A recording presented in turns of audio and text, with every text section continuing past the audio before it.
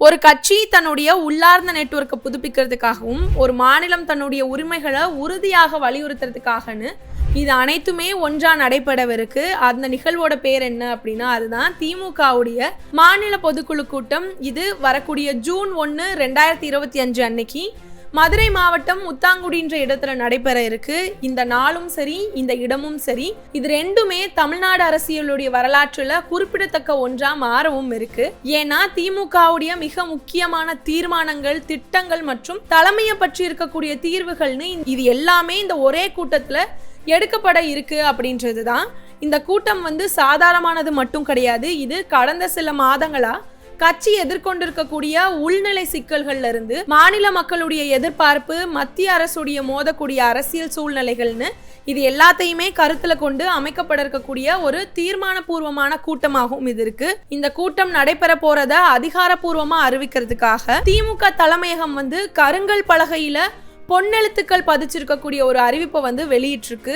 அதுல தெளிவாகவே திமுக மாநில பொதுக்குழு கூட்டம் நடக்குது, அது உத்தாங்குடியில நடக்குது அப்படின்றதும் 1/6/2025 அன்னைக்கு நடக்க இருக்குது அப்படின்றதையும் தெளிவாக குறிப்பிட்டிருக்கிறாங்க. இந்த கூட்டம் அப்படின்றது வெறும் ஆட்சியில மட்டும் இல்ல, இது ஒரு புதிய திட்டத்துக்கு அடித்தளமா அமைய போகுது அப்படின்றதுடைய வரலாறு சந்திப்பாகவும் இருக்கு. இந்த கூட்டத்துல பங்கேற்கிறவங்க அப்படின்னா அது கட்சியுடைய மூத்த நிர்வாகிகள், சட்ட ஆலோசகர்கள், பாதுகாப்பு பொறுப்பாளர்கள், மாவட்டம் மற்றும் பகுதி தலைவர்கள் அப்படின்னு ஒரு முழுமையான நிர்வாக கட்டமைப்பே பங்கேற்க இருக்கிறாங்க. அதுவும் நேரடியாகவே பங்கேற்க இருக்கிறாங்க. இதே நேரத்துல மே 27, 2025 அன்னைக்கு நடைபெற்ற நிதி ஆணைய கூட்டத்துல தமிழக முதல்வரான மு.க. ஸ்டாலின் தன்னுடைய நிதானமான ஆனா தைரியமான மொழிகள்ல ஒன்றிய அரசுடைய செயல்பாடுகளுடைய மாநில உரிமைகள் எவ்வாறு புறக்கணிக்கப்படுது அப்படின்றத நிச்சயமா எடுத்துரைச்சிருக்கிறாரு. மத்திய அரசு தலையிடக்கூடிய கல்வி, சட்டம், பாதுகாப்பு, வரி பகிர்வு உள்ளிட்ட பல துறைகள்ல அதிகரிச்சுட்டு வர்றதையும் நிதியாகவும் ஆவலாகவும் முன் வச்சிருக்கிறாரு மு.க. ஸ்டாலின் அவர்கள். நிதி ஆயோக், ஜிஎஸ்டி கவுன்சில்ல மாநில குரல்கள் கேட்கப்படல அப்படின்றதுமே அவருடைய கூற்றாக அங்க அமைஞ்சிருக்கு. இதுல அரசியல் வட்டாரத்துல இந்த விஷயங்கள் பெரிய அளவான அதிர்வை ஏற்படுத்தியும் இருக்கு. இப்போதும் அந்த கோரிக்கைகள் தொடர்ச்சியாகவே வரும் அப்படின்றதும், இந்த பொதுக்குழு கூட்டம் நடைபெறுவத கட்சியுடைய எதிர்காலம் அப்படின்னும் மற்றும் மாநில அரசியல் எதிர்வு களம் அதோடவே மத்திய அரசோட கொண்டிருக்கக்கூடிய உறவுகளை பிரதிபலிக்கக்கூடிய முக்கியமான அடையாளமும் இருக்கலாம் அப்படின்னும் கருதப்படுது.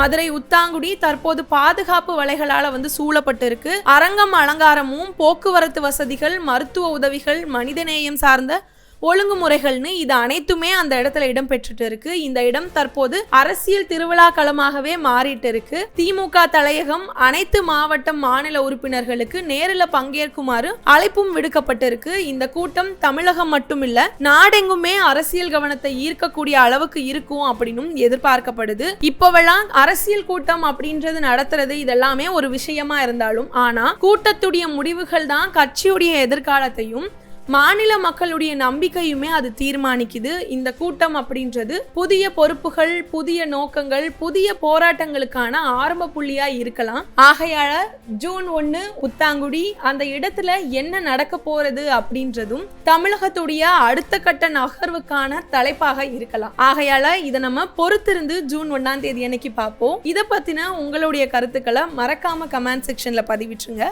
அப்படியே இந்த வீடியோக்கு ஒரு லைக் பண்ணிட்டு இது போல செய்திகளை தினம்தோறும் தெரிஞ்சுக்கிறதுக்காக மறக்காம கோபாசை சேனலை சப்ஸ்கிரைப் பண்ணிக்கோங்க. நன்றி.